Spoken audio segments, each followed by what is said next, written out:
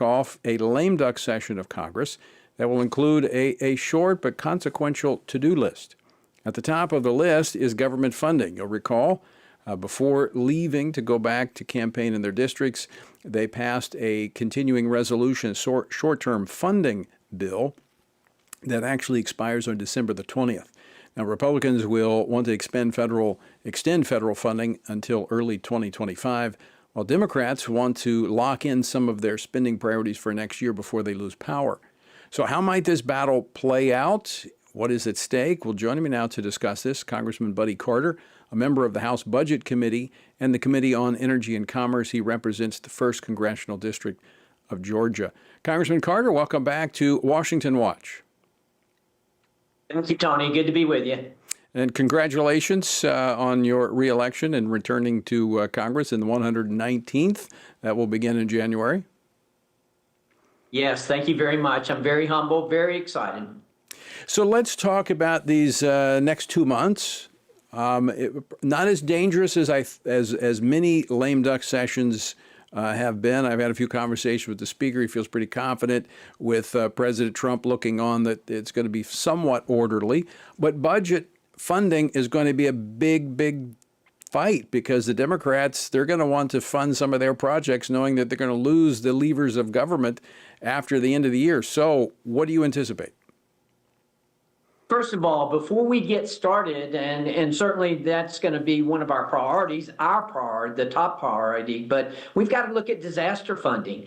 And remember, Tony, we've had a rough go of it here this summer in South Georgia and North Florida, North Carolina, South Carolina. We had major hurricanes. We had Hurricane Helene that caused devastation that was just some of the worst devastation we've ever seen. I've lived in South Georgia all my life, and I've witnessed many hurricanes, but I've never seen the devastation that we saw with Helene. We had Tropical Storm Debbie that had a lot of flooding. We had Hurricane Milton that caused Florida a lot of damage as well. So we've got a lot that we've got to do in the way of disaster funding. That's got to be the first thing that we take care of. We got to make sure FEMA is funded, and I think they are, but we got to make sure SBA, they definitely got to be funded as well. So putting that package together is going to be very important. Now, as far as our budget goes, Congressman, let me stop you there right there, buddy. Let's talk about that because that's.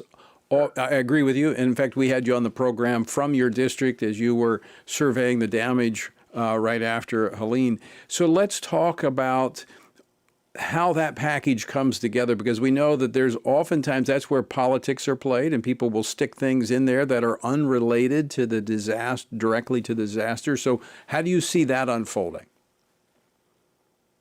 Sorry, Tony, I missed some of that, but I really do think that we're going to have to put together a package, and we're going to have it in block grants. Who better understands where the need is than the states do?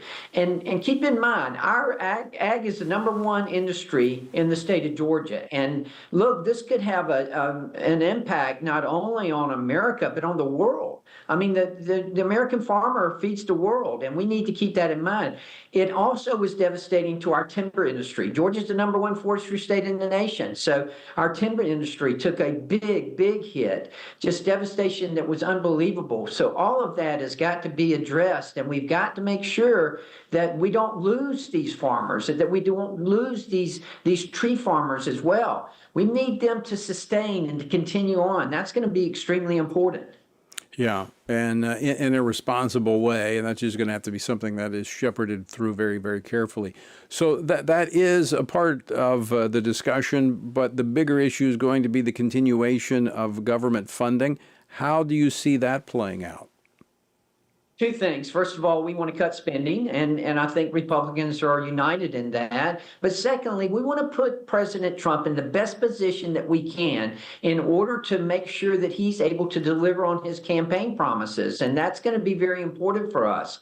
I think we're in good shape. I think that, we're in sync with President Trump, and we all understand what our goal is. But we want to make sure that we're giving him the opportunity to be able to deliver on the policies that he has promised the American people. And essentially, they're the same policies that we have promised the American people as well. how do you see in terms of the spending cuts? Now, the Senate's going to want to probably boost the spending because they're going to want some of their pet projects that probably are going to be cut next year. They're going to want an infusion of cash. The margins remain narrow in the House. Again, how difficult is it going to be to come up with a responsible funding mechanism? And then secondly, I know you're just returned today to Capitol Hill, and I assume that there may be a conference meeting tonight. Has there been discussion in terms of, is it going to be a short-term continuing resolution into the first part of next year, or is it going to go beyond the first 100 days? That's to be determined. We haven't discussed that, right. And you're absolutely right. That is going to be one of the things that we discuss in our conference meetings, whether, and a lot of that will depend on the new administration and what they want. If President Trump indicates that he'd like to just, carry it on for 100 more days and give him a chance to put his fingerprints on it, his administration to put their fingerprints on it, then that may be the route that we go. The good news is that we've got a number of options. That's one thing that we can do. We could, try to work something out with the Democrats. And we knew this was going to happen. We knew that however the elections turned out would determine how we would address this budget. And that you're right, it's still going to be tight. We're still going to have to work with the Democrats. We're going to have probably a 5-seat majority, maybe, and then in the Senate, there's still we're going to have 53, I think, senators, but at the same time, it's still going to take 60 votes. So it's going to be compromised. There's no question about that. I mean, Congressman Carter, I should point out that the House Republicans already passed about 70% of government funding, those bills, through prior to the election. The Senate hasn't passed any. So we've seen this over and over again. They try to jam the House at the end of the year. In previous years, they've tried to get an omnibus, but my understanding is an omnibus is off the table. Is that your understanding? Absolutely.